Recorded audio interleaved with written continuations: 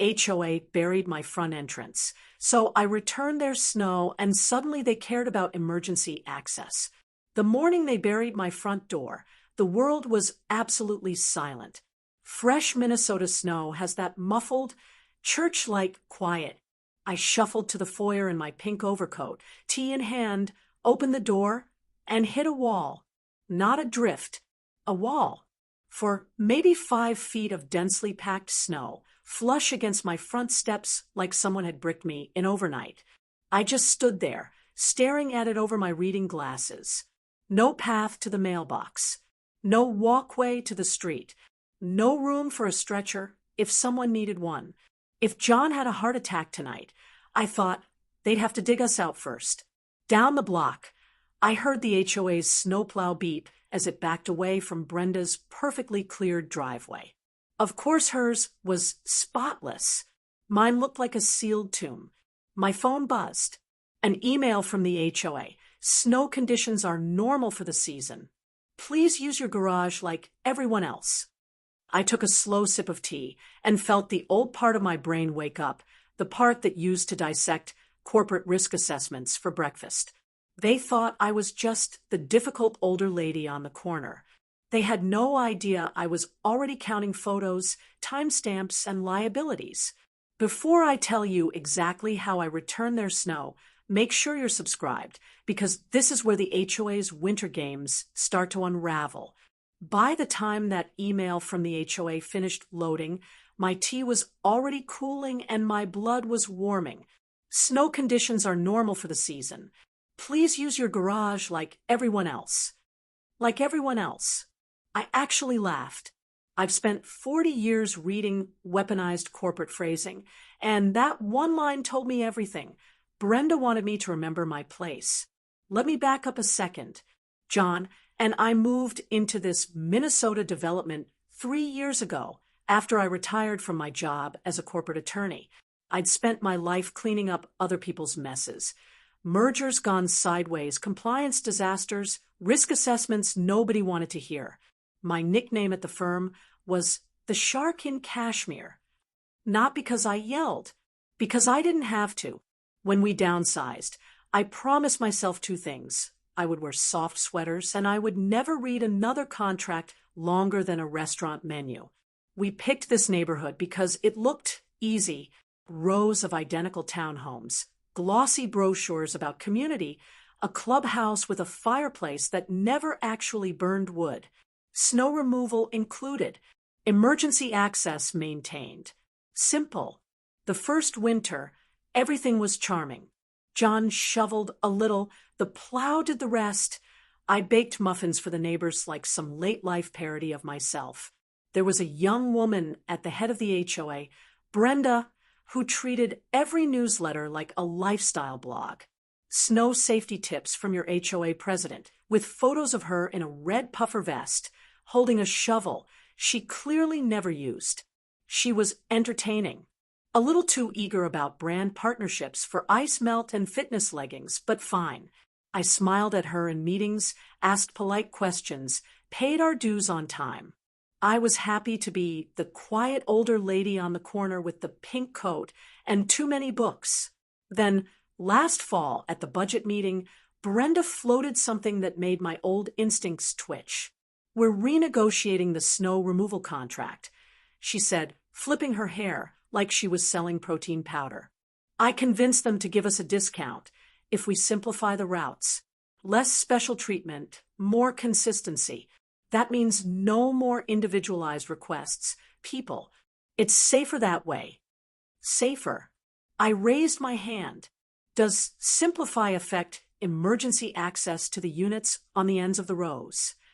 I asked. The corner homes. Her smile thinned. It's all in the contract. Eleanor, the professionals know what they're doing. I'm sure they do, I said, still smiling.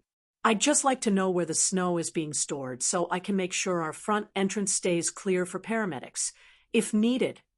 A few neighbors nodded. Brenda's jaw clenched for half a second. We can't make exceptions for every what if, she said, making little air quotes around the words. That's how costs spiral.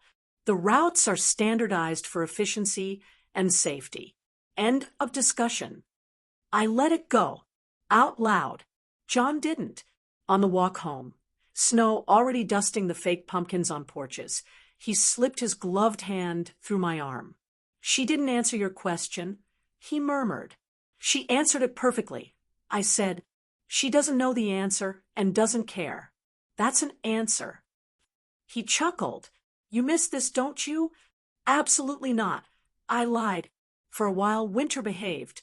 Light flurries, the plow doing laps, Brenda posting boomerangs of snowflakes on the HOA Instagram. And for a while, it really did feel like we'd found something close to peace. Neighbors waved when we walked our route at dusk. The UPS guy knew to leave my book packages inside the storm door.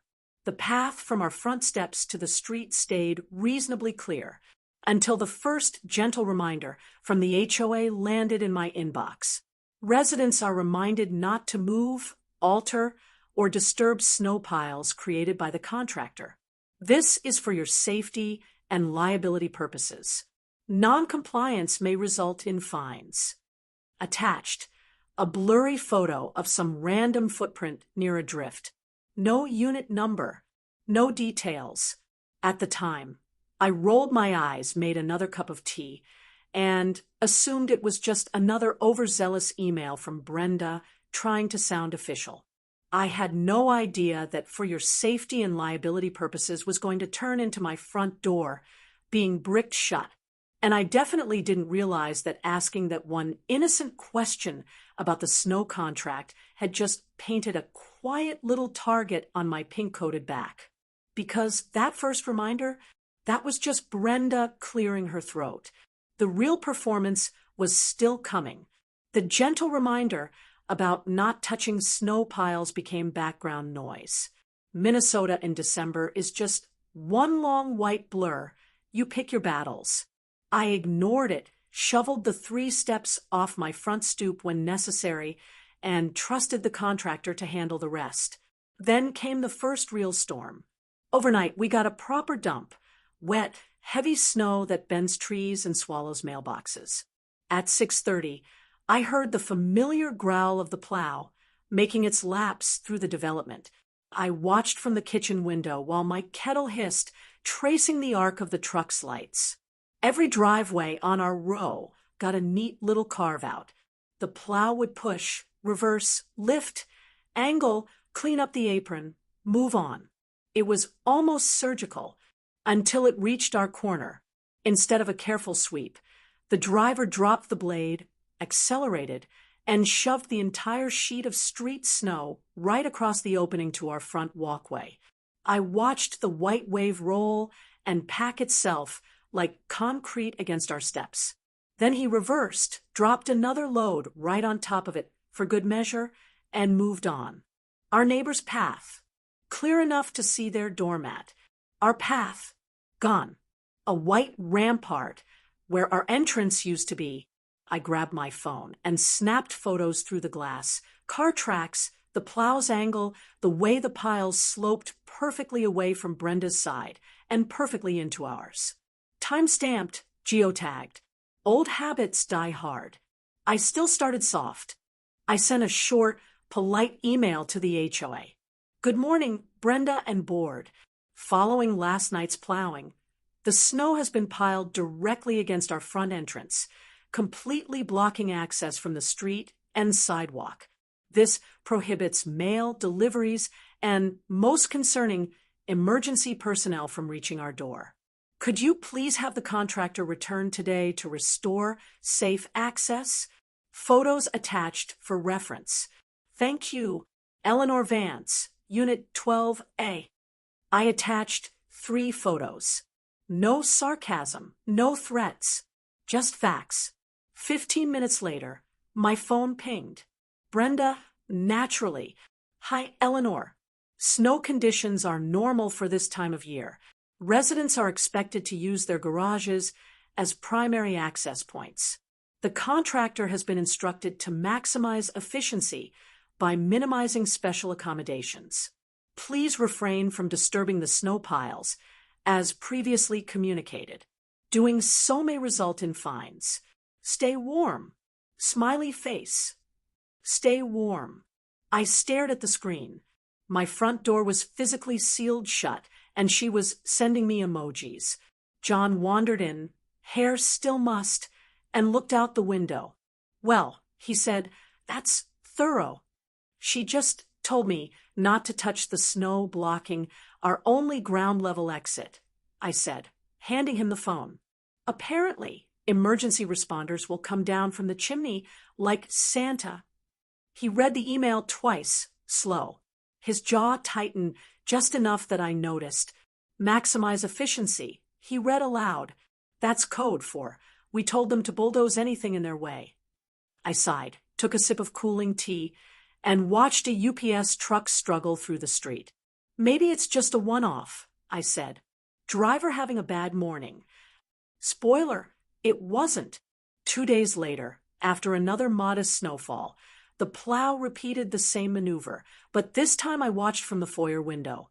He cleared Brenda's drive with care, lifting the blade as he passed her walkway, then dropped it like a guillotine right at the edge of ours, ramming a fresh wall onto the already packed mass. I opened the door, just in time to catch his eye. I lifted a hand. "Excuse me." I called over the engine. He shrugged, pointed vaguely toward the clubhouse, and mouthed HOA like it was a curse word. That night, another email. "Reminder, altering snow storage areas interferes with our contractors' routes and creates liability issues. All residents must use designated access points. No exceptions."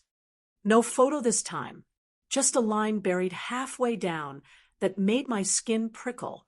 Repeated complaints about standard winter conditions may be considered harassment of board members. Harassment for asking that my front door not be sealed like a submarine hatch. I told myself it was still small, annoying, petty, a young woman playing president with a shiny title and a snowplow at her command. But as I stood there, looking at that man-made glacier pressed against my brick, I felt something I hadn't felt since my last ugly merger case, the distinct metallic taste of being targeted. In that moment, I thought Brenda was just being dramatic. I had no idea this was only her opening move, and that every casual, condescending email she sent was another little piece of rope I'd eventually use to tie her in a neat legal knot. If you've ever had a petty HOA brush you off like you're overreacting, hit the like button, because what she did next made this snow pile look like a warm-up. If the snow walls were their opening act, what came next was the full Broadway production. It started with the tone. Every email from the HOA that winter started sounding less like information and more like scolding. Subject lines shifted from winter weather update to reminder, resident responsibilities, and ongoing NON compliance concerns. Plural, concerns, like I'd become a category. 2 mornings after that second plow wall, I opened my inbox to find a message titled, "Safety Notice, Unit 12A. Dear residents, it has been brought to the board's attention that certain homeowners are expressing resistance to our standardized snow procedures. Please be advised that altering designated snow storage areas can impede sight lines, create slip hazards, and interfere with emergency vehicles.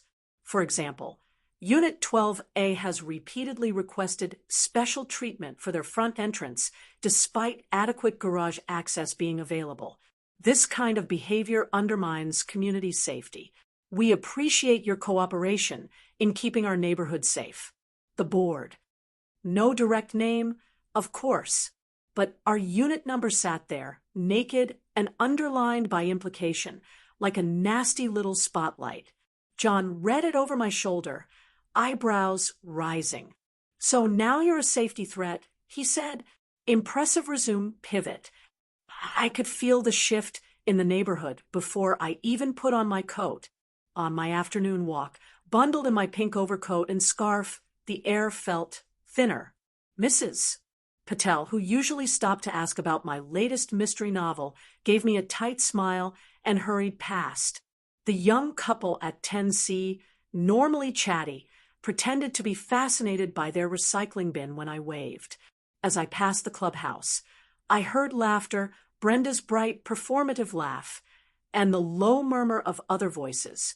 Through the big picture window, she stood with a cluster of bored loyalists, gesturing toward the street with a gloved hand, her mouth forming exaggerated shapes. She keeps emailing me about emergency access. I heard, through the glass, like it's Minnesota.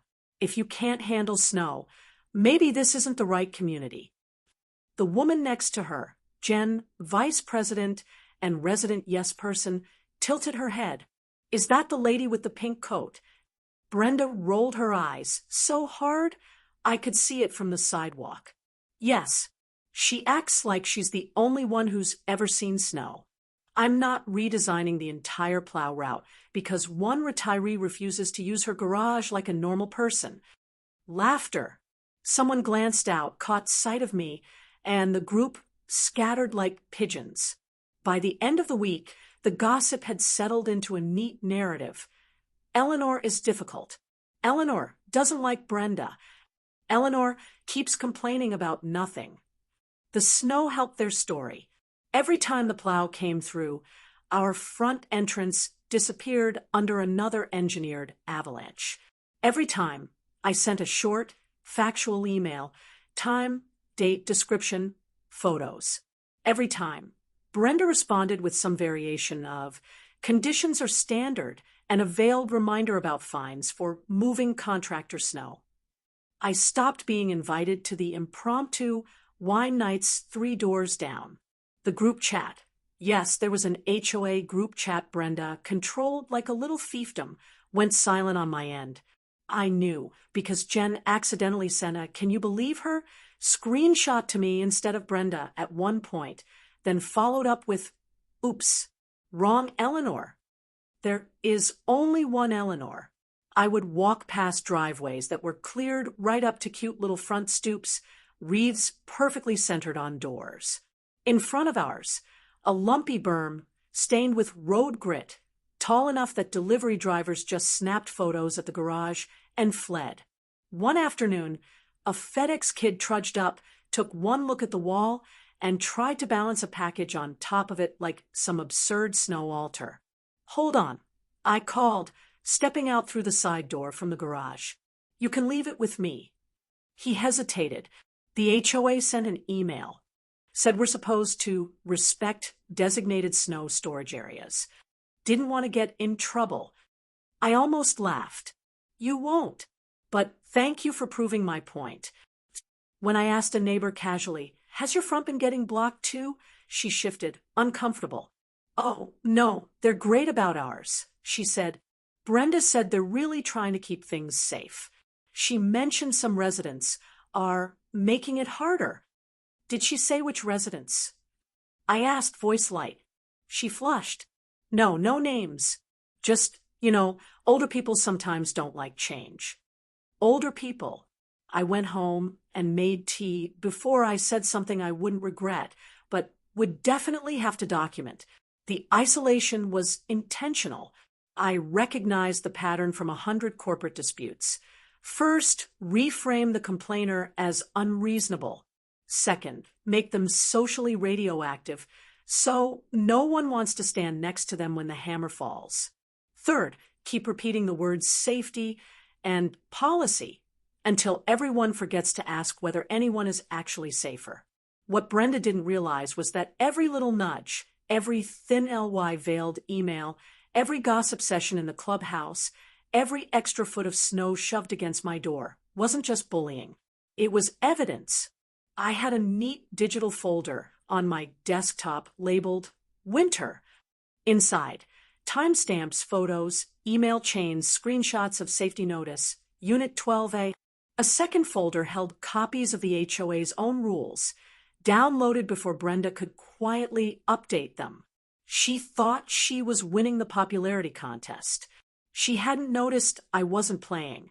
What she really hadn't noticed was that each time she used the word safety to justify burying my front entrance, she was digging something much deeper for herself. Because while she was busy managing perception, I was quietly building a paper trail with her name on the liability line. By January, the snow piles stopped being petty and started being dangerous. It happened on a Tuesday night, the kind of cold that makes the air feel like broken glass. John had just stepped into the shower when I heard a car door slam and then a yelp. I opened the side door to the garage and saw Mrs. Patel's teenage daughter, ankle twisted, sitting in the narrow channel Brenda's precious contractor left between our snow wall and the street.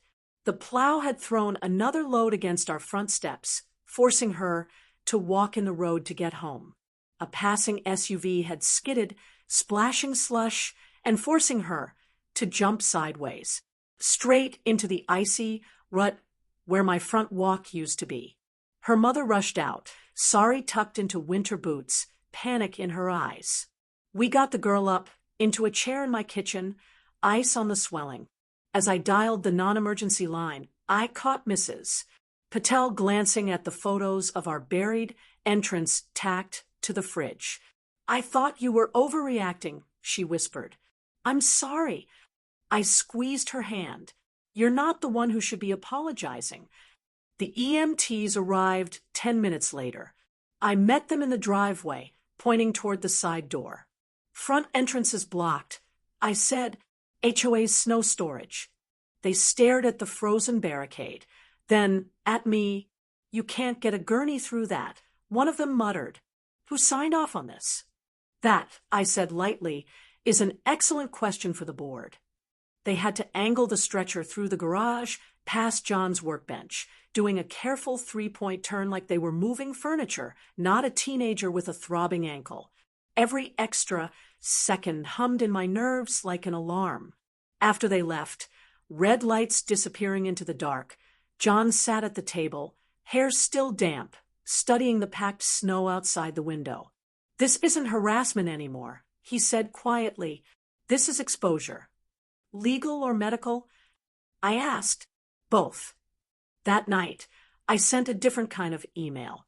"Dear Brenda and Board, tonight, paramedics responding to an injury at my home were unable to access the front entrance due to HOA-directed snow storage blocking the walkway and stoop. They were forced to navigate equipment through our garage, adding time and complexity to their response. This is a foreseeable and preventable obstruction of emergency egress.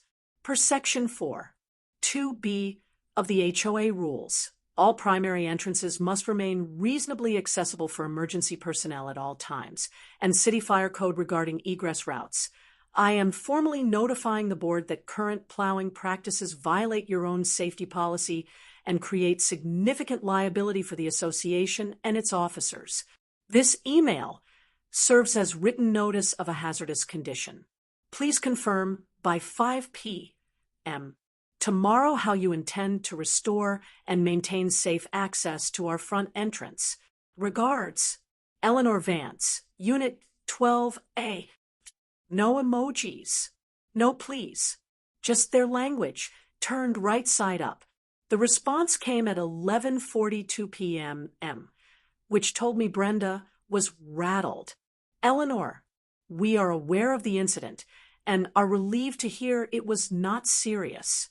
However, your characterization of hazardous conditions and violations is inaccurate and inflammatory. Our contractor follows industry standards, and all residents have been instructed to use garages during winter weather. Continuing to send accusatory emails may be considered harassment of volunteer board members. Any independent alteration of snow piles will result in immediate fines. Brenda, HOA president." There it was again, harassment, the word she thought would scare me back into my corner. I read it twice, then slid the laptop toward John. He scanned it, lips thinning. She just acknowledged the incident and doubled down on the practice in the same paragraph. "Documented notice plus refusal to mitigate," I said. "Plaintiff's Exhibit A." He smiled, that slow, dangerous smile I fell in love with in 1987 when he argued a risk matrix with my managing partner and won. You want to swing at this with anger or with precision? He asked. I topped off my tea, the spoon ringing softly against porcelain. Precision? I said. Always. The next morning, the plow came through again, harder. I watched from the foyer as the driver, clearly annoyed, rammed the blade straight into the already hardened pile and added another dense layer, like frosting concrete. He looked up, met my eye, and shrugged an apology I didn't need. It's the route they gave me, he shouted over the engine. They told me to stack it here. Don't yell at me, yell at the HOA. I lifted my phone, took a clear video. His words, the angle of the blade, the snow slamming into my buried steps. That was the moment it clicked. They weren't just inconsiderate. They had created a pattern on notice, in writing, in video, while invoking safety to justify every decision. They weren't going to stop. And if I didn't do something smarter than just shoveling my own path, they were going to keep burying a lot more than my front door. That was the night I closed the winter folder on my desktop, opened a new one labeled liability, and told John, it's time we stop reacting and start engineering the fall. Because from here on out, every snowflake that hit my steps was going to cost them. If you've ever wished you could tell an HOA exactly what you think of their safety policies, drop a comment, because the way we turned their own words into a financial blizzard is where this story really sharpens its teeth. When I say I opened a liability folder, I don't mean I got mad and started typing in all caps. I mean I went back to being who I was before cashmere sweaters and tea schedules, the woman companies called when they were about to be sued into oblivion. John watched me rename the folder and smiled over his mug. There she is, he said softly. I'm retired. I reminded him. He kissed the top of my head. You are. But they just dragged your specialty into the snow. We moved to the dining table, laptops open, snowbank looming outside the window like a crime scene. This time, we weren't just collecting. We were dissecting. Let's start with what they say they care about, I said. I pulled up the HOA documents I'd quietly downloaded the first month we moved in. Bylaws, rules and regulations, architectural standards, a whole novella of petty control. John opened a fresh document and titled it Emergency Access, Evidence Log. You always did know how to turn romance into foreplay. I joked. He chuckled. You do your witchcraft with bylaws. I'll translate it into things that scare insurers. I scrolled through the PDF until a phrase snagged my eye. Here, I murmured. Section 4. 2. All primary residential entrances must remain reasonably accessible for emergency personnel at all times. Snow and ice shall be removed or mitigated in a timely manner to ensure safe egress. I looked up at the wall of machine-packed, snow pressed against my door. So their own rules say my front entrance has to be accessible. I said, not just the garage. John's fingers flew. Good. That's duty of care in their own words. Insurers love when people write their obligations down before violating them. Next, we pulled up the snow removal contract. Brenda had shown it on a projector once, proud of her great rate. I'd taken photos of the slides, reflexively. Now I enlarged a blurry page until the text came into focus. Snow storage plan. I read, see attached map for designated snow stockpiling zones. Snow may not be stored in a way that obstructs walkways, building entrances, fire lanes, or designated egress routes. I turned the laptop so John could see the grainy diagram, hashed out rectangles at the end of each cul-de-sac, a big shaded area near the clubhouse parking lot. Not a single X over my front steps, I said. All designated storage is over there by Brenda's precious Instagram backdrop. John laughed. So they're burying you while paying extra to leave the actual storage areas empty for aesthetics. And calling it standard practice, I added, they're not just negligent, they're off contract. He leaned back, thinking. When John thinks, his whole body goes still except for his eyes. All right, he said, here's where my world comes in. Emergency access, written notice, ignored hazard, documented obstruction that slowed an EMS response. Insurers hear that and think, denied claim, premium hike, or non-renewal. City code enforcement hears, blocked egress, potential fire code violation. He tapped the table, a gentle metronome. You can argue fairness. They can dismiss that. You start using phrases like documented obstruction of designated egress route and notice to carrier. Suddenly the board meetings get real sober. I smiled over my glasses. Speak slowly, Mr. Vance. Some of us are old. He grinned. You're the one who taught me. We don't threaten. We don't bluster.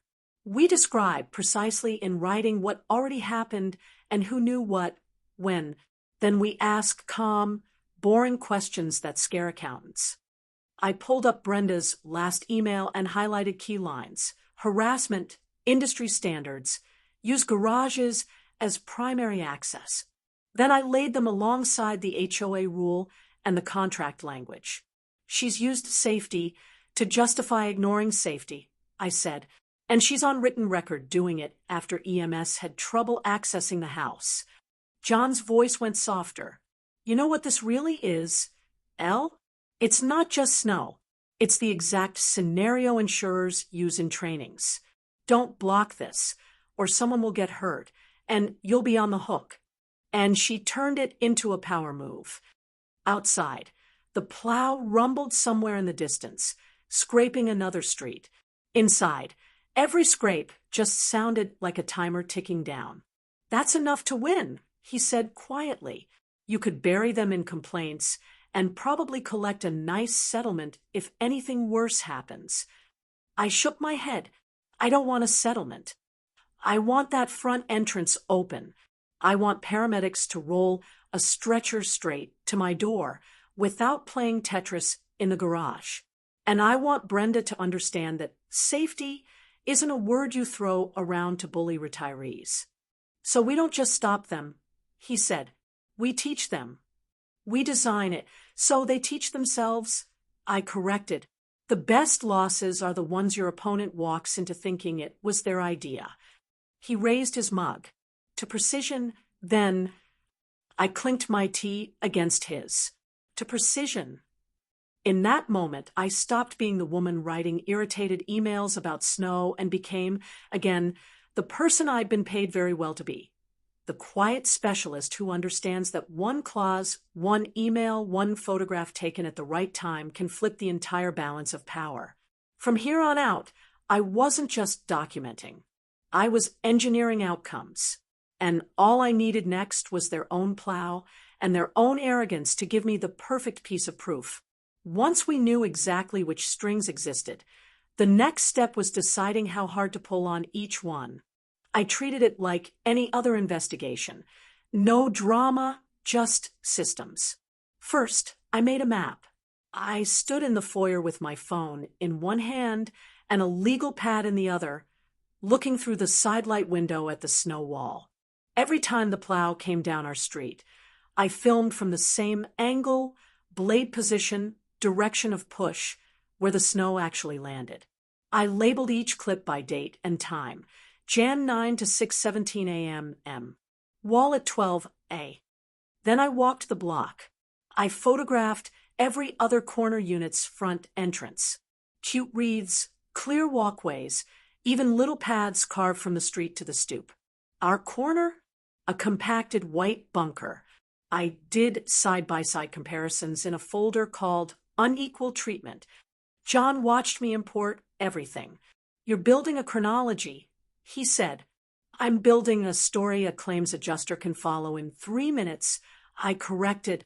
Next came the paper trail. I printed every email between me and the HOA about snow. I used a yellow highlighter for any time they said safety or standard conditions, and a blue one for anything that referenced garages as primary access. Then I laid the pages out on the dining table next to the sections of the bylaws And contract we'd already flagged. Brenda's own words lined up beautifully against the rules she was violating. "Look at this," I said to John, tapping a paragraph. On December 3rd, she tells everyone they must not alter snow storage because it could interfere with emergency vehicles. Then on January 16th, after EMS literally couldn't reach my front door, she doubles down on the same practice. John whistled low. That's notice plus conscious choice. Insurers call that known loss behavior. They hate that. We started an evidence log. Each incident got its own entry. Date, time, what happened, what we told them, how they responded. John said, if a regulator ever looks at this, they'll see a pattern, not a gripe.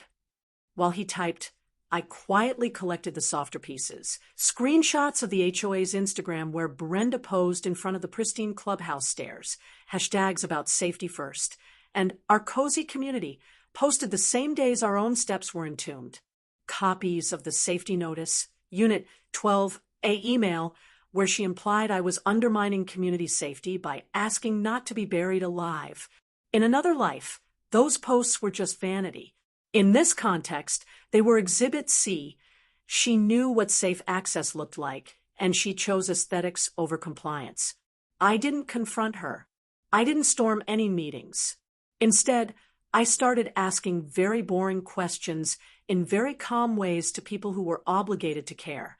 I called the city's fire marshal's office, not to report, but to clarify. "Hi," I said, in my best Midwestern grandmother tone. I just wanted to make sure I understand the city's expectations for snow around townhome entrances. Our HOA is telling us to use the garage because they're storing snow against the front doors. Is that standard? The man on the line went very quiet. "They're storing snow against your front entrance," he repeated.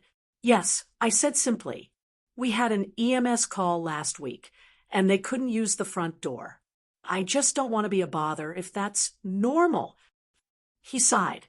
"Ma'am, egress routes need to be reasonably clear. Garages are not considered primary egress in most situations. If that's happening repeatedly, the HOA needs to fix it." "Thank you," I said. "Would you mind emailing that guidance so I have it in writing if I bring it up with them?" He did. 2 paragraphs on city letterhead, using phrases like obstructed egress and potential code concern. I slid it into the liability folder like a jewel. John, meanwhile, drafted a different kind of inquiry, one with absolutely no threats in it, which is what made it so dangerous. He pulled up the HOA's master insurance information from the welcome packet and composed a short, courteous email to the association's agent. "Dear Ms. Hargrave, as a homeowner in the Willow Creek HOA, I'm hoping you can help me understand how the association's liability policy views snow-related emergency access. Specifically, if the HOA adopts a snow removal pattern that repeatedly blocks designated primary entrances after receiving notice of an EMS access issue, would that fall within standard coverage, or could it affect renewal terms? I'm not alleging anything, just trying to understand our risk exposure as residents. Best, John Vance, Unit 12A. No accusations, no names. Just enough detail that any seasoned insurance professional would feel the hair on the back of their neck rise." "See the board?" I asked. "Not yet," he said. "First we see how nervous their grown UPS get." Within 48 hours, we had 2 more crucial pieces. One, a reply from the agent asking, for the first time in this saga, for clarification on current snow storage practices and any known incidents affecting emergency access, politely copied to the general HOA email. 2, a short note from the fire marshal's office, forwarded to the generic info@HOA address, gently reminding them that all primary building entrances must remain reasonably clear for fire, EMS, and police access, regardless of garage availability. Brenda had spent weeks painting me as hysterical. Now, 2 outside entities, one with the power to yank permits, the other with the power to yank insurance. were asking the exact same questions I'd been asking since the first wall of snow hit my steps. And I still hadn't touched a single shovelful of their precious snow. From there, all we needed was for Brenda to do what Brenda always did when she felt cornered: overreact in writing. So the next move wasn't loud. It was deceptively simple. We gave her one last impeccably polite chance to either fix the problem or walk herself straight into the perfect trap. I drafted that email with my glasses low on my nose and my tea perfectly steeped, smiling just enough that John noticed. "Planning something?" he asked. "Only giving her exactly what she thinks she wants," I said. "Another complaint to dismiss. And if you're still watching this and enjoying watching the pieces line up, make sure you're subscribed, because the email I sent next is what let me take every pound of their snow and hand it right back to them, by the book." The email I sent Brenda that morning could have been framed and hung in a law school. "Dear Board, thank you for the recent clarifications from the city and your insurance representative regarding emergency access. To assist the association in returning to full compliance, I am arranging for a contractor to relocate the snow currently blocking our primary entrance to the designated snow storage area identified in the HOA's own snow removal map. This will restore safe egress for EMS in accordance with Section 4. 2B, and the city's guidance while respecting the contractor's routes. Unless I hear otherwise by 5 p.m. today, I will move forward under the assumption that the board approves remediation consistent with your existing policies. Warmly, Eleanor Vance, Unit 12A. No threats, no drama. Just, I'm going to fix your violation by obeying your rules to the letter. John read it, smiled. You just offered to do their job for them, on paper. On their terms, I said, they can either admit the piles are a problem or tacitly authorize me to move them to where the contract says they should have been all along. 5 p.m. came and went. No response. Silence is consent, John murmured. The next morning, a small, beat-up dump truck pulled into the development. Not the HOA's contractor. My guy, a local landscaper who plowed half the county and owed John a favor for helping him after an accident claim. I met him in my pink coat, contract in hand. "We're not touching the street," I told him. "Only this wall blocking my front entrance. Every scoop goes exactly where this map says designated snow storage area." I tapped the shaded rectangle by the clubhouse parking lot. He squinted at the diagram. "Lady, that's right in front of the clubhouse steps." "I know," I said. "That's where the association pays to store it. We're helping them comply." He shrugged. "You're the boss." For 2 hours, his loader chewed through the glacier at my door, bucket by careful bucket. I filmed everything. The before shots of my sealed-off stoop, each pass of the machine, the clean, safe path emerging from my front door straight to the street. Then I walked with him as he dumped every load into the empty, pristine, designated storage zone, right in front of the clubhouse, where Brenda liked to film her safety tips in cute red leggings. By noon, my steps were clear down to the welcome mat. The clubhouse, on the other hand, looked like the north face of Everest. I emailed the board again, attaching a photo of my now accessible entrance and a second of the towering, contract-perfect snow mound by the clubhouse, per my prior message and absent any objection. Snow obstructing our primary entrance has been relocated to the association's designated storage area, as outlined in the snow removal agreement. Our unit is now in full compliance with Section 4, 2B, and the city's egress guidance. Thank you for your attention to resident safety. Eleanor. The reply this time was not silent. At 12:23 p.m., my phone buzzed so hard it nearly slid off the counter. Eleanor, you had no right to move association snow or to dump it in front of the clubhouse. The board did not authorize this. You have created a hazard and made the property look terrible. This is vandalism and will be met with fines. Brenda, HOA president. I read it twice, then forwarded it, without comment, to the fire marshal's contact and the insurance agent John had written. To the agent, John added one line. For clarity, this is the association's response to a homeowner restoring access to an obstructed primary entrance by following the contracted snow storage plan. To the fire marshal, as discussed, my front entrance was repeatedly blocked. After no corrective action, I hired a contractor to clear the egress. The HOA is now calling that a hazard. Photos attached. Then we waited. The HOA thought I'd just moved snow to be petty. They hadn't yet realized I'd moved it onto the one patch of ground where every bad decision they'd made would now be visible from the street, from the clubhouse windows, and very soon from the eyes of people who could hurt them in the only places they actually cared about, their insurance file and their public image.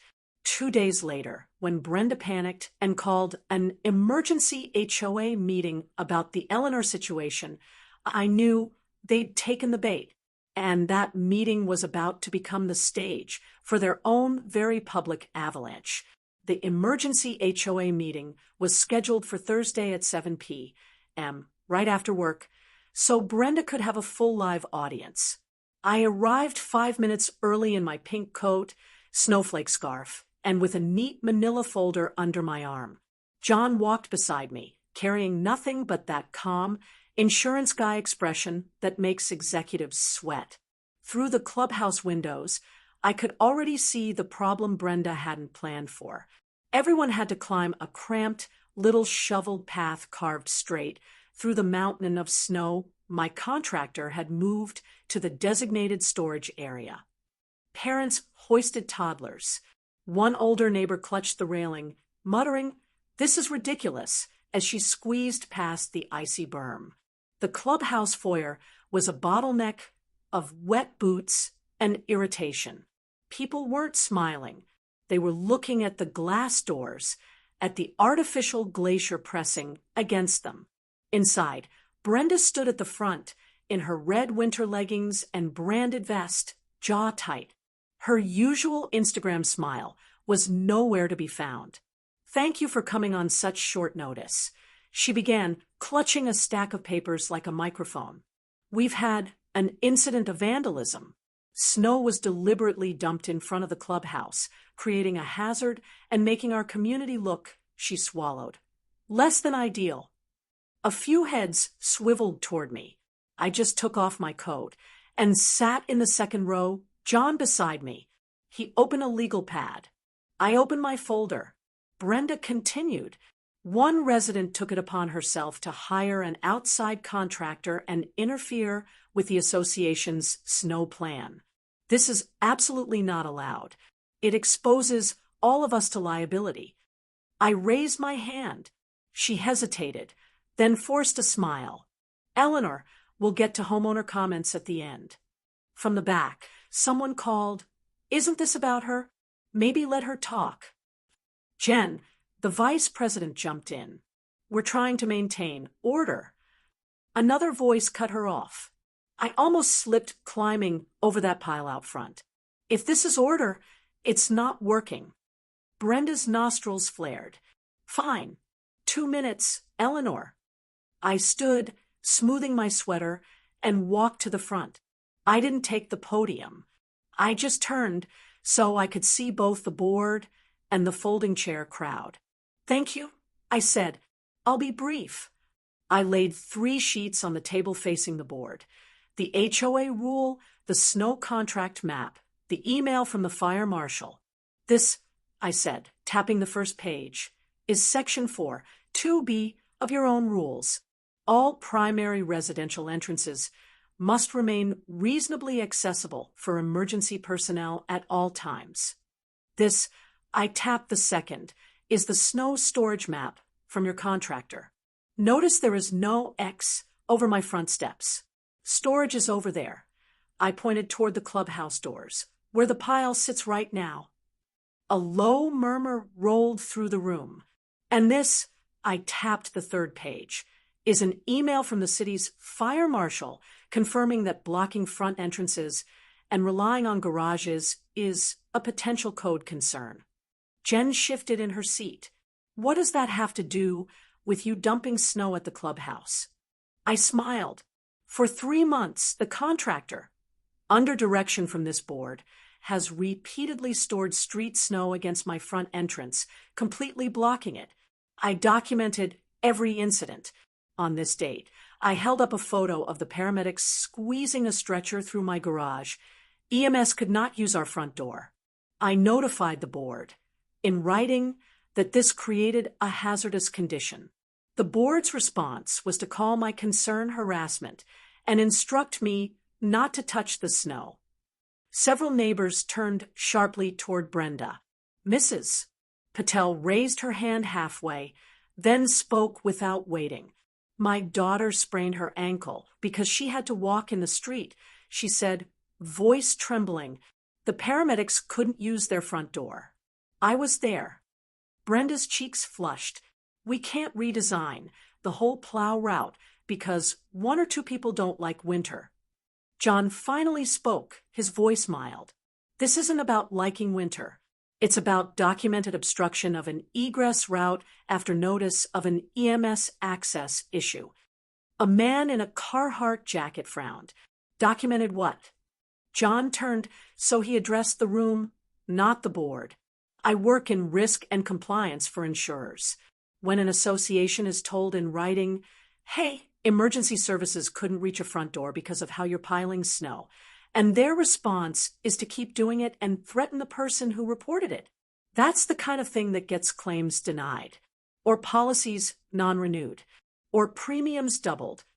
The room went very still. He went on, almost apologetically. Your own agent asked the board to clarify practices after I inquired. Your own fire marshal sent guidance. Those emails are now part of your file. If someone had a heart attack in one of these end units and died because crews lost 30 seconds navigating through garages, he let the question hang. It's not just snow anymore. Brenda bristled. You're scaring people for no reason. Our contractor follows industry standards. I slid another paper toward her. The contractor told me on video he was instructed to stack it at my door. You can watch it later. Meanwhile, I gave the board a polite deadline. No one objected, so I hired a licensed contractor to relocate the snow from my blocked entrance to the exact spot your contract labels as designated snow storage. I turned to the room, voice still calm. They buried my entrance, so I returned their snow to the only place it was actually supposed to go. A couple of neighbors snorted. Someone in the back clapped once, then stopped, embarrassed. Brenda seized on the optics. You made the clubhouse look awful. People are climbing over a snowbank to get in here. Yes, I said, exactly like I've been climbing over one at my front door since December. The difference is the clubhouse isn't where an ambulance goes first. Jen tried again. You could have just worked with us instead of running to the city and the insurance company. I did work with you. I said gently. I emailed. I attached photos. I quoted your own rules. I asked repeatedly for safe access. Your response was to label me Unit 12A in a safety notice and imply I was undermining the community. I let that sit. Across the room, Mrs. Patel looked down, ashamed, not of me. And now, John added, your insurer and the fire marshal are both on record asking why primary entrances are being blocked. The photos of that pile, outside.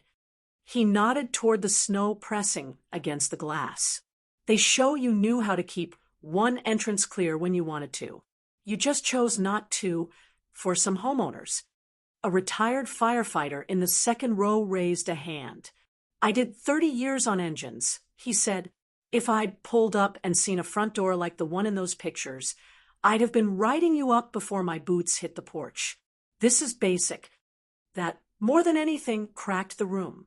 Voices started overlapping. So you knew and did nothing? Why didn't you tell us EMS couldn't get in? My mom lives in an end unit. Brenda's composure finally snapped. Okay, everyone needs to calm down. This is being blown way out of proportion by one homeowner who likes to argue. She shot me a hard look. She's been combative from day one. I tilted my head. If combative means asking where the snow would be stored so my front door stayed accessible, then yes, I suppose that's true. The retired firefighter folded his arms. What's your plan to fix it, President? Brenda opened her mouth, closed it, then defaulted to the only card she'd ever learned to play. We'll form a committee to review the snow policy. Someone groaned. A committee? I slid my final sheet onto the table. You may want to move faster than that. The fire marshal suggested a site visit. Your agent asked to be copied on your corrective action. I'd hate for you to have to explain, on paper, why you chose to keep storing snow at residents' doors after all of this. For the first time since I'd known her, Brenda looked genuinely scared. Maybe, Jen said quietly, we should temporarily change the plow route. Clear all front walks. Use the designated storage areas. At least until we talk to the contractor and the agent. From behind me, the Carhartt jacket man spoke up. Yeah, and maybe we need a vote about leadership next meeting. If you're going to risk our insurance because you don't like being questioned, that's a problem. Brenda's mouth opened in a perfect, oh. I simply gathered my papers. Whatever you decide, I said, soft but clear. I just want what your own rules promised when we moved in safe, accessible entrances for everyone, not just the people you like. I sat down, my heart oddly steady. Around us, the room buzzed, not with gossip this time, but with anger pointed in a new direction. And exposing the HOA in public was only the beginning. What came next hit them where they kept their real priorities, in their budget lines, their titles, and the pretty little illusion of control they'd built on top of very real, very cold liabilities. If you've dealt with a board that only listens when money's on the line, tell me in the comments how it finally got their attention, because the fallout from that meeting, that's when their winter policy melted fast. The fallout from that meeting didn't come as a bang. It came as a series of very quiet phone calls Brenda really didn't want to get. The morning after, the mountain of snow in front of the clubhouse was still there, now glazed with a thin layer of ice. I watched from my window as Brenda picked her way through it in white boots, phone pressed to her ear, face pinched. She gestured at the pile, like she could bully it into melting. By lunchtime, an email hit everyone's inbox. Effective immediately, the board has instructed our contractor to ensure all front entrances remain clear and accessible. Residents should refrain from altering snow storage areas independently. We are reviewing our policies with our insurance partners. No mention of me, no apology, but the words, all front entrances remain clear, might as well have been written in neon. John read it and arched an eyebrow. That's the soft version, he said. The hard version is whatever their agent just told them on the phone. He was right. 2 days later, a white SUV with a municipal seal parked by the clubhouse. The fire marshal stepped out with a clipboard, took one look at the pile at the doors and the immaculate path to Brenda's unit, and started taking photos. I watched him measure from our front steps to the street, now beautifully shoveled by a suddenly enthusiastic contractor. That afternoon, a second email went out, shorter, tighter, and with a different tone. Pursuant to guidance from the city fire marshal, the association will be prioritizing unobstructed access to all primary entrances. Snow will no longer be stored against building fronts. A revised snow management plan is being implemented immediately. Translation: we were wrong, we got called on it, and our insurer is breathing down our neck. Word traveled faster than the plow. Neighbors started stopping me on my walks again. I had no idea they'd actually blocked your door like that, the young couple from Tennessee said. We just thought you didn't like getting your boots wet. Mrs. Patel hugged me, so hard I almost spilled my tea. If you hadn't pushed, she whispered, someone could have died one day. Thank you. The social temperature flipped. The same people who'd avoided eye contact in December now crossed the street to tell me, quietly, that they'd forwarded my photos to relatives, that they'd never thought about how a stretcher would get in. At the next regular HOA meeting, the room felt different. No Instagram-style spread at the back. No music, just a bullet-point agenda, and Brenda looking like she hadn't slept. Under new business, a hand in a Carhartt sleeve went up. I move that the board adopt a formal emergency access policy, he said, based on the city's guidance and the existing rules Eleanor pointed out. It should guarantee clear front entrances, publish the snow storage map on the website, and require documentation anytime access gets blocked. Second, the retired firefighter said, without hesitation.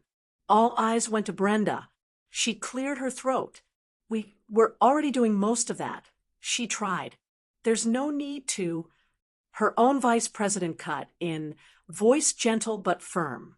Putting it in writing protects us. Brenda and our insurance rep strongly recommended it on the call. Remember? That word, recommended, landed like a gavel. The motion passed unanimously. Even Brenda's hand went up late and stiff. Then came the part no one had put on the agenda, but everyone knew was coming. I also move, the Carhartt jacket went on, that we hold a special election next month to fill 2 board seats. I think it's time we have someone who understands risk and compliance involved. If she's willing, I'd like to nominate Eleanor to chair a new safety and access committee. Half the room turned to look at me.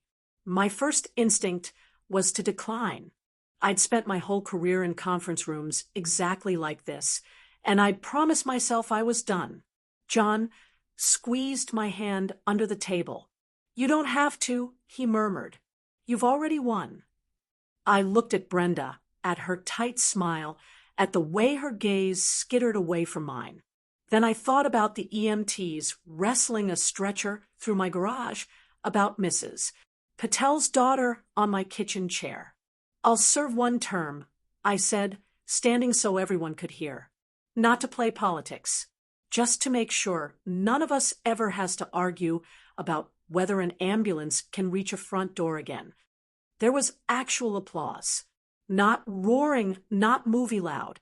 Just warm, relieved, grateful.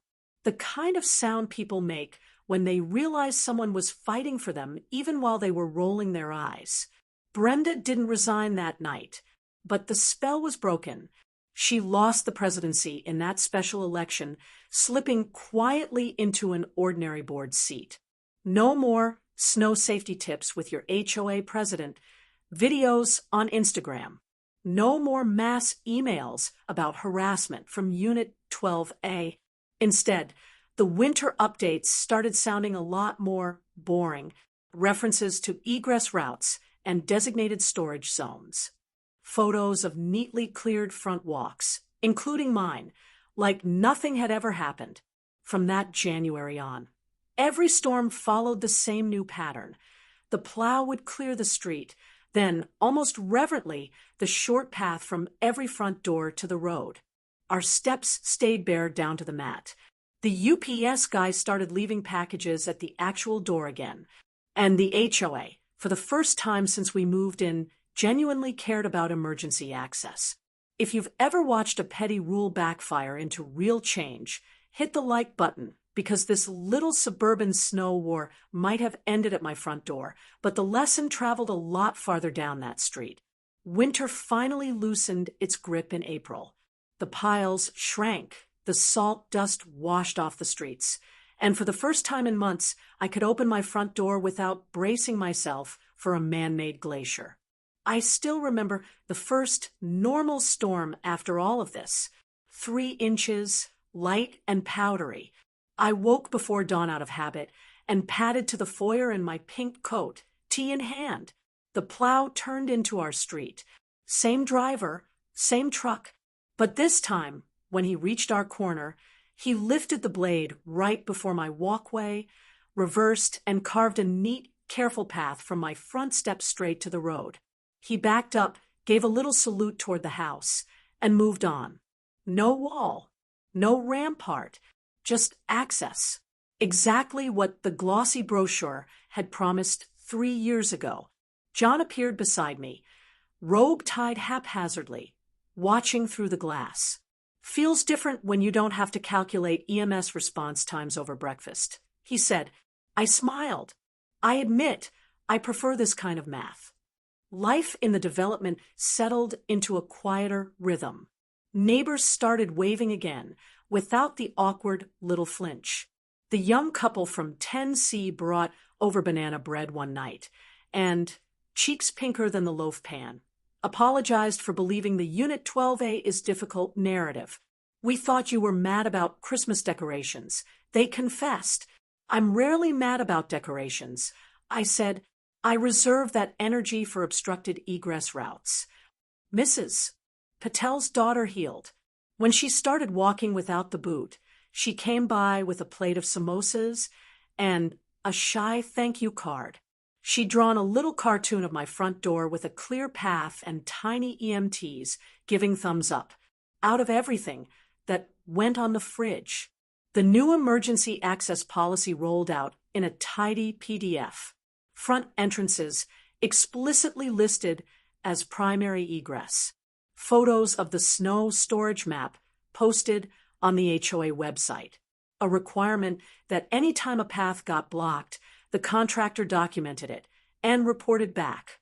None of it was revolutionary. All of it was what should have been there from the beginning.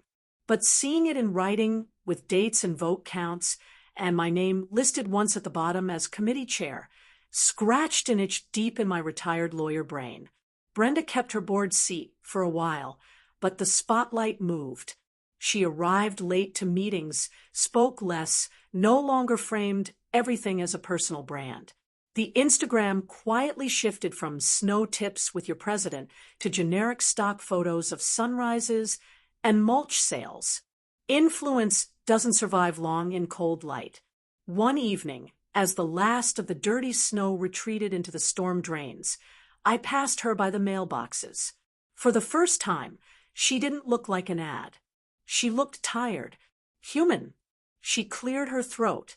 I didn't think it was a big deal. She said without preamble, "The snow. I thought you were just making it about control." I adjusted my glasses. "You were half right," I said gently. "It was about control, but not mine." She winced, then nodded.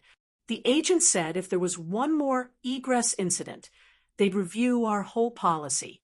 Board almost turned on me over a snow pile. "That's the thing about little risks," I said. "They don't stay little forever." She didn't apologize. I didn't demand it. We just stood there for a moment, two women at different ends of the power curve, both suddenly aware of how thin the ice under those titles really is. Later that week, at our first Safety and Access Committee meeting, only 4 people showed up: me, John, the retired firefighter, and the guy in the Carhartt jacket. We sat around a folding table with coffee and paper cups, reviewing a 1-page checklist for winter storms. "Feels funny," Carhartt said, "making a whole policy about something as basic as not burying people's doors." I shrugged. Basic is where you hide the most important things. Besides, we're not writing this just for us. We're writing it for whoever moves in after us. So they never have to have this fight. On our walk home in the blue twilight, snowmelt whispering down the gutters, John slipped his hand through my arm. "You know," he said, "for someone who swore she was done with conference rooms, you orchestrated that spectacularly." "I didn't want a war," I said. "I wanted a walkway. The war came to me. I just mailed it back to sender." He laughed. "They buried your entrance, so you returned their snow." "Exactly," I said, and apparently that's the only language they understood. Now, when I open my front door after a storm, I see clear steps, a clean path, and beyond it, a neighborhood that learned, however reluctantly, that rules aren't just tools to keep retirees in line. They're promises. Break them. And sometimes the quiet lady in the pink coat will hold you to every word. In that neighborhood, the war with the HOA was over. But for those who know the system from the inside, they know there's always another committee president somewhere who thinks they're above the law.